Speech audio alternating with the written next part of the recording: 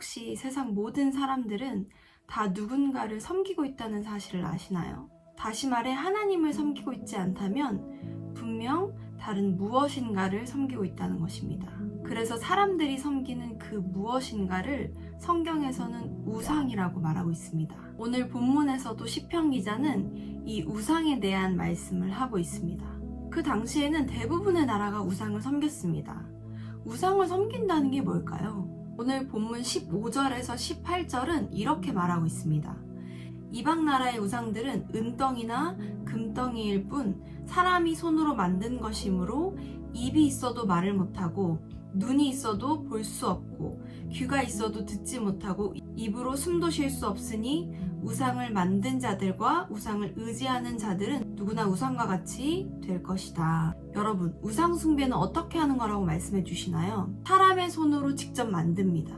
그리고 거기에다가 복을 달라고, 문제를 해결해 달라고 빕니다. 자신의 손으로 만든 존재에게 자신의 운명을 의탁한다는 것이 참으로 아이러니합니다. 그러나 우상은 뭐가 없나요? 생명이 없습니다.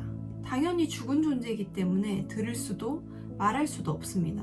그러니까 그냥 그 앞에 가서 지금 내 문제를 해결해달라 말하고 뒤돌아서 갈 뿐입니다. 그런데 우리가 함께 이야기하고 싶은 중요한 사실은 하나님도 이렇게 믿을 때가 있다는 것입니다. 하나님, 내 문제를 해결해 주세요. 하나님, 나에게 번성을 주세요. 하나님, 내 삶을 축복해 주세요. 그리고 다시 세상으로 돌아갔다가 자신의 원하는 것이 이루어지면 하나님이 계신가 보다 하고 자신이 바라던 대로 되지 않으면 다른 의지할 것을 찾습니다. 이것이 바로 우상을 섬기는 전형적인 태도입니다. 저도 오랜 시간 교회에서 자라고 또 신앙생활을 했지만 생명이 없는 우상을 섬기는 것 같이 하나님을 믿는 시간들이 있었습니다. 저는 분명 예수님께 용서함을 받았다고 하면서도 다른 사람은 용서하고 사랑할 수 없고 하나님은 살아계시고 내 안에 거하신다고 믿으면서도 은밀한 죄는 여전히 짓고 살고 천국은 분명 있다고 믿으면서도 고난이 두렵고 마음에 기쁨이 없는 목숨만 겨우 붙어있는 것 같은 상태였습니다. 그러나 여러분, 우리가 오늘 분명히 짚고 넘어가야 하는 한 가지는 예수님을 믿어도 이렇게 믿는다면 결코 우리 삶에는 역사가 일어날 수 없습니다. 우리가 함께 고민해야 할 문제는 하나님이 살아계시냐 안 살아계시냐가 아닙니다. 그 살아계신 하나님과 내가 정말 관계하고 있는가, 그분과 나의 삶의 문제가 아니라 진짜 사랑을 나누고 있냐는 것입니다. 제가 하루는 저희 집 안방에서 큐티를 하고 있었는데 4살짜리 딸 아이가 제 방에 들어와서 제 옆에 서 있는 거예요. 그래서 저는 당연히 필요한 게 있는 줄 알고 물었죠. 조이야, 뭐가 필요해? 배고파? 엄마가 뭐 줄까? 그러니까 이렇게 대답을 하는 거예요. 아니요, 엄마 뭐 안 필요한데요? 그냥 엄마가 뭐 하나 궁금해서 왔는데 방에 같이 있으려고. 그리고 제 딸 아이는 제 옆에 앉아 조용히 놀기 시작했습니다. 저희 딸은 그냥 정말 제 옆에 있기만을 원했습니다.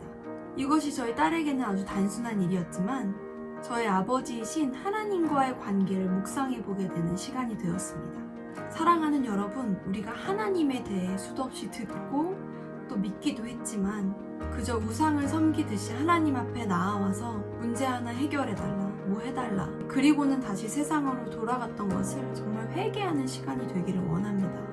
저스트 두 잇 시즌을 통해 단순히 하나님의 도우심을 구하는 게 아니라 우리의 모든 상황과 사역, 그리고 심지어 고난과 인내 중에서도 하나님 그분 자체를 알고 사랑하고 더 깊이 교제하게 되는 시즌이 되기를 바랍니다. 하나님은 살아계시고 실제하시는 하나님이시며 우리의 인생을 구체적으로 인도하시는 분이십니다.